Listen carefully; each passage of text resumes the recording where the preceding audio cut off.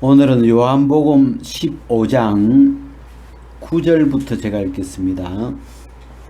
아버지께서 나를 사랑하신 것 같이 나도 너희를 사랑하였으니 나의 사랑 안에 거하라. 내가 아버지의 계명을 지켜 그의 사랑 안에 거하는 것 같이 너희도 내 계명을 지키면 내 사랑 안에 거하리라. 내가 이것을 너희에게 이르면 내 기쁨이 너희 안에 있어 너희 기쁨을 충만하게 하려 함이니라. 내 계명은 곧 내가 너희를 사랑한 것 같이 너희도 서로 사랑하라 하는 이것이니라. 사람이 친구를 위하여 자기 목숨을 버리면 이에서 더 큰 사랑이 없나니. 여기까지. 우리 여기 보면 그 계명이라는 말이 나와요. 계명.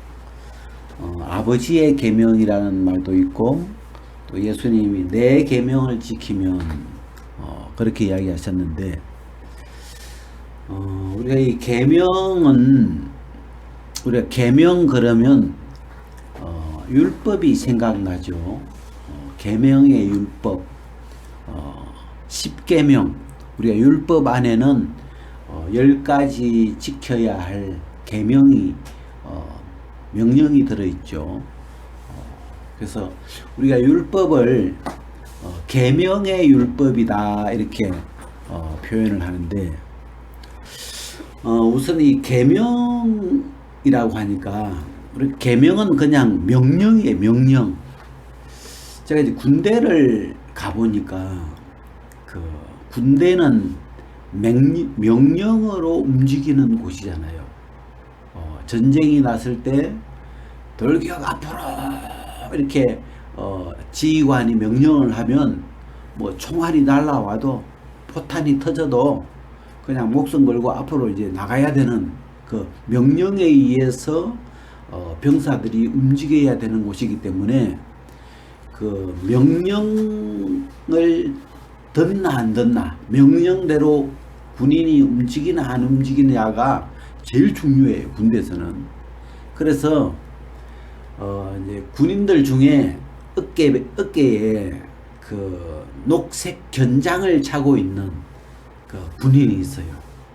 그 군인은 이제 병사 중에 내무반장이라고 하는 사람이 요 견장을 하나 차고 있고, 그 다음에 그 부대의 대장이 이 견장을 차고 있는데, 이제 그런 사람을 보고 이제 어떤 직속상관이라고 그래요.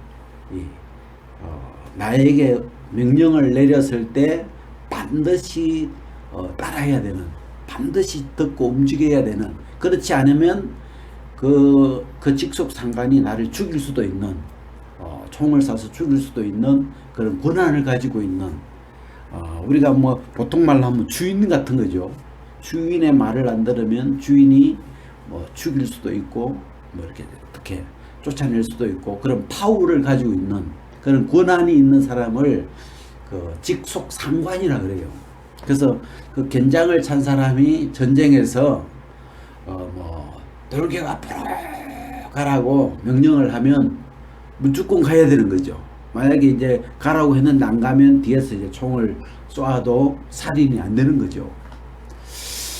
그래서 이 계명, 명령이라는 말은 뭐 따라야 되냐 안 따라야 되냐 내가 선택을 하는 게 아니고 그냥 명령이 떨어지면 무조건 가야 되는 거예요. 그냥 그거는 그런 개념이죠. 그래서 명령은 뭐 지킬 수도 있고 안 지키는 게 아니고, 명령은 그 명령이 무엇이든지 실행해야 되는, 듣고 움직여야 되는 그런 걸 명령이라 그래요. 이게 계명이라는 말이. 그래서 이제 그런 게 이 계명인데, 이제 우리가 오늘 이 본문에 이렇게 보면 내가 아버지의 계명을 지켜, 아버지 하나님이 예수님에게 주신 명령이 있어요. 그 명령을 예수님이 지켜서 그의 사랑 안에 거하는 것 같이, 예수님은 아버지가 예수님에게 하신 그 명령을, 계명을 지키셨어요.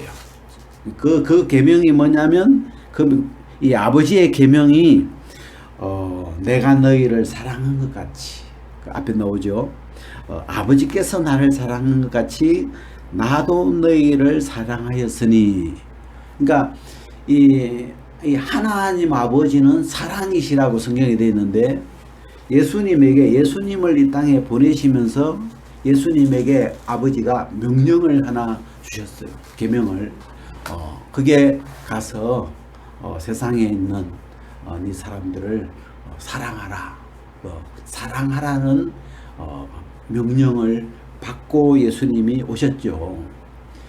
그 예수님이 이 땅에 이렇게 와 보니까 다 죄인들이고 예수님이 우리를 사랑하시기 위해서 우리 죄를 위해서 주님이 십자가에 못 박히셔야 되고 달리셔야 되고 채찍에 맞으셔야 되고 하는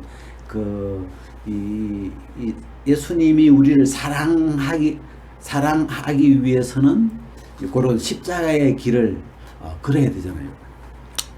이 요한복음 12장부터 쭉 읽어보니까 예수님이 그 십자가에 달리시기 전에 그 며칠 남겨놓고 예수님의 그 마음을 굉장히 잘 요한복음에는 예수님 가까이 있던 이 요한이 예수님의 그 마음의 어떤 표현들을 굉장히 자세하게 이 요한복음 안에 잘 기록해 놨는데 이제 예수님이 이제 며칠 있으면 이제 십자가에 달리셔야 되고 못 박히셔야 되고 죽음의 길을 십자가의 길을 이제 가셔야 되는데 이제 그를 처음에 이제 요한복음 12장에 보면 그런 말이 있더라고요. 한 알의 밀이 땅에 떨어져 죽지 아니하면 한 알 그대로 있고 죽으면 많은 열매를 맺나니. 그 이야기 한 알의 밀이 땅에 떨어져 죽으면 그래서 자기 생명을 사랑하는 자는 자기 생명을 잃어버릴 것이고 자기 생명을 미워하는 자는 영원토록 보존하리라. 이제 그런 이야기를 하시는데 예수님 당신의 이야기죠. 지금 예수님이 땅에 오셨는데 예수님이 지금 가야 할 그 길이 한 알의 밀과 같은 거예요. 이 한 알의 밀은 반드시 땅에 떨어져서 죽어야만 이 죽음이라는 길을 통과해야만 많은 열매를 맺을 수 있는 것처럼 예수님도 우리를 위해서 죽으셔야만 우리를 구원할 수 있으니까 우리에게 영생을 주실 수 있으니까 그 길을 예수님이 지금 가시려고 하는 건데 예수님도 사람으로 오셨기 때문에 이 십자가의 길을 가시려고 하실 때 성경에 보면 아버지여 이 잔을 할 수 있거든 할 수 있으면 이 잔을 나에게서 피하게 해 주십시오. 이 예수님도 이 죽음을 이 십자가라는 이 길을 마음에 생각하면 부담스럽고 피하고 싶고 그런 마음이 있으셨나 봐요. 근데 이제 예수님이 이 아버지의 명령이시니까 아버지의 뜻이었고 아버지께서 예수님에게 하신 계명이기 때문에 예수님이 피할 수가 없죠. 그 일을 위해서 오셨고 그래서 이제 그 아버지 앞에 아버지의 뜻대로 하옵소서 하면서 예수님 마음에 이렇게 순종하셨고 이 십자가의 짐을 받아들이시잖아요. 그러면서 이제 십자가에 달리게 되고 못 박히게 되고 예수님이 돌아가시게 되죠. 이제 그 돌아가시는 장면을 이 요한복음 19장 뭐 이렇게 20장 보면 자세하게 설하는데 예수님이 아무 말씀이 없죠. 그냥 십자가에 달려서 내가 목마르다. 그 이야기는 성경을 응하게 하시려고 예수님이 내가 목마르다, 또 내가 다 이루었다, 그 말씀하셨지 막 다른 이야기를 전혀 하지 않으시고 잠잠하게 이 죽음을 받아들이셨죠. 그래서 제가 내가 아버지의 계명을 지켜, 이게 예수님은 아버지의 계명을 지키셨어요. 어떻게? 우리를 사랑하셨죠. 어떻게? 예수님이 십자가를 지시면서, 예수님이 친히 피를 흘리시면서 우리의 죄를 대신해서 우리의 죄를 속죄해 주기 위해서 주님이 대신 죽음으로 이 아버지의 이 계명을 지켜셨고, 그래서 그 아버지의 사랑 안에 거하게 됐다. 그런 것처럼 너희도 내 계명을 지키면 내 사랑 안에 거하리라. 이 조건이죠, 조건. 지키면 너희도 내 계명을 지키면, 여기서 내 계명, 예수님의 계명은 뭡니까? 내가 너희를 사랑한 것처럼 너희도 서로 사랑하라. 그게 예수님의 계명이죠. 새 계명이죠. 그래서 이 계명을 너희가 지키면 내 사랑 안에 거하리라. 자, 우리가 이제 성경에서 예수님의 사랑, 하나님의 사랑을 이야기할 때 하나님의 사랑은 조건부입니까? 무조건적입니까? 이게 어떤 우리가 무조건적인 사랑으로 많이 이렇게 들려와 있더라고요. 하나님은 우리가 죄인이었을 때 하나님 편에서 예수님을 우리에게 보내주시면서 당신의 어떤 우리를 향한 사랑을 나타내 주셨는데, 우리가 이런 구절을 읽으면 무조건적인 사랑이지만 그 주님의 사랑을 받아들인 이후에 우리가 그 예수님을 믿은 이후에 우리에게 주님이 그 새 계명을 주시면서 너희가 내 계명을 지키면, 내 명령을 지키면 내 사랑 안에 거하리라 하고, 이 믿는 자들이, 주님을 따르는 주님의 제자들이 예수님의 이 명령, 계명을 지키기를 바라시죠. 제가 참 우리가 이제 오랫동안 어떤 성경을 이렇게 대해왔고 하면서도 제 마음을 돌아보면 이 계명이라는 이 말씀에 대해서 굉장히 오랫동안 마음에서 패스, 그냥 이런 구절이 계명이 나오면 좀 패스해버리는, 그냥 율법을 대하듯이 율법 우리가 지킬 수 없는 것이고, 뭐 처음부터 하나님이 우리에게 지킬 수 없는 걸 주셨어, 우리는 할 수 없지, 그냥 다만 내 죄 깨달으라고 준 거야, 그러면서 마음에서 그 율법을 그냥 패스해버리는 그런 어떤 습관대로 이런 구절도, 이 계명이 나오는 이런 그 주님의 말씀에 대해서는 마음에서 이렇게 듣고 받아들이기보다는 그냥 패스해버릴 때가 많아요. 우리가 이제 종교라는 말이 무슨 뜻인가 하고 이렇게 한자를 이렇게 보니까, 종자는 어뜸이 되는 이런 뜻이더라고요. 종갓집, 그러면 그 집안에서 제일 어뜸되는 그런 집을 종갓집을 해요. 그래서 종교, 그러면 교자는 가르침이면 어뜸이 되는 가르침, 이게 종교라고 하잖아요. 그래서 많은 가르침 중에서 어뜸이 되는 가르침이, 그래서 뭐 기독교도 있고 뭐 불교 뭐 이런 식으로 이렇게 어떤 몇 가지 교가 있는데, 종교는 큰 가르침을 가지고 있는 거잖아요. 그 중에서 이제 기독교는 기독교의 가장 핵심 가르침, 우리가 하나님과 예수 그리스도를 통해서 우리에게 나타낸 하나님의 큰 핵심 가르침이 뭔가 우리가 이렇게 했을 때 단연 이렇게 사랑이죠. 사랑.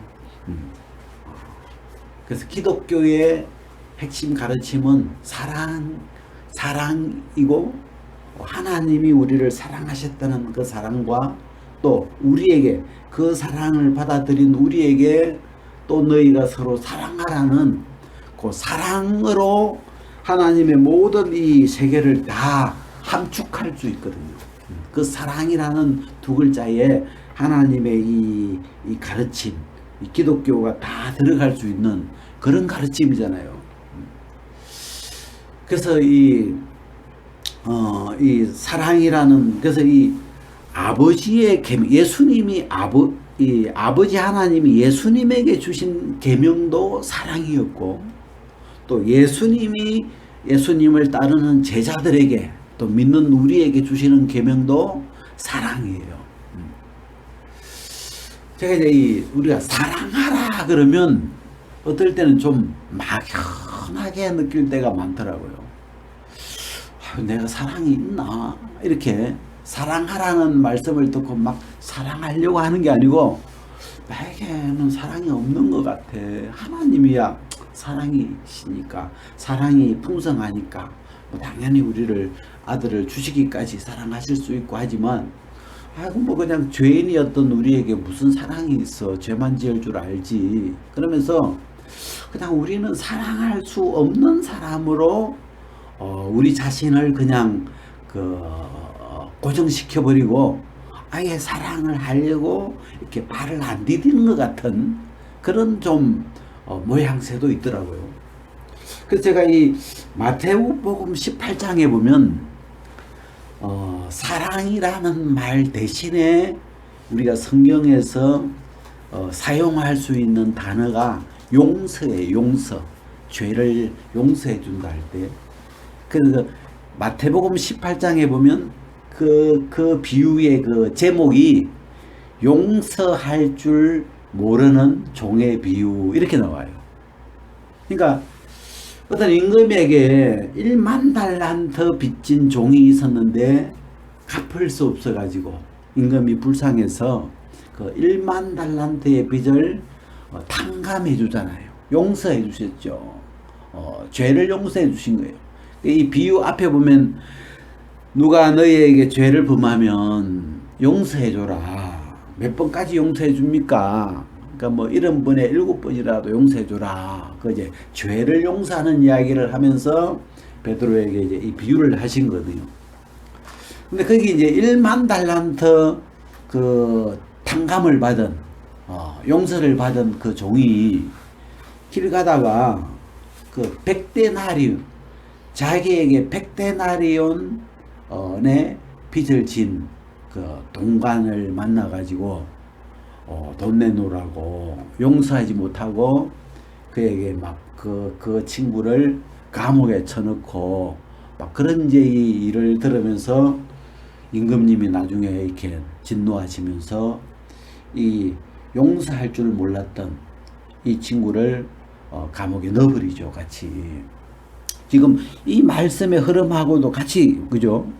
너희가 나의 계명을, 내 계명을 지키면 나의 사랑 안에 거하리라. 이는 조건부예요. 무조건 다 내 사랑 안에 있다. 그렇게 안 하고, 무슨 짓을 해도 다 내 사랑 안에 있다. 이렇게 안 하고, 예수님은 너희가 내 계명을 지키면 내가 아버지의 계명을 지켜 아버지의 사랑 안에 거하는 것 같이 너희도 내 계명을 지키면 나의 사랑 안에 거하리라. 근데 너희가 내 계명을 안 지키면 이 사랑에서 빗나가는 거죠. 아까 우리가 그 마태복음 18장처럼 뭐랄까 그 임금이 진노하시죠.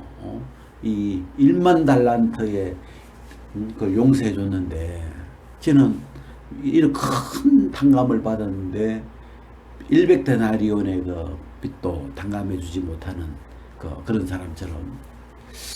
그래서 이 우리가 이 구절들을 이렇게 대해보면 참 이 사랑이라는 게 좀 막연해 보이지만 거기다가 용서하라는 말을 우리가 한번 이렇게 대입을 시켜보면 우리는 용서를 우리가 주기도문에도 나오잖아요.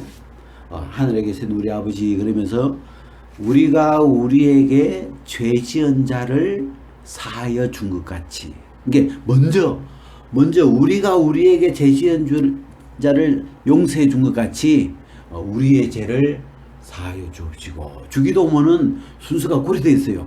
이게 먼저 내가 사함 받았으니까 사해 주 이렇게 안 하고 우리가 우리의 죄를 우리에게 죄 지은 자를 사해 준 것 같이 우리의 죄를 사하여 주옵시고 이렇게 예수님이 기도하시죠.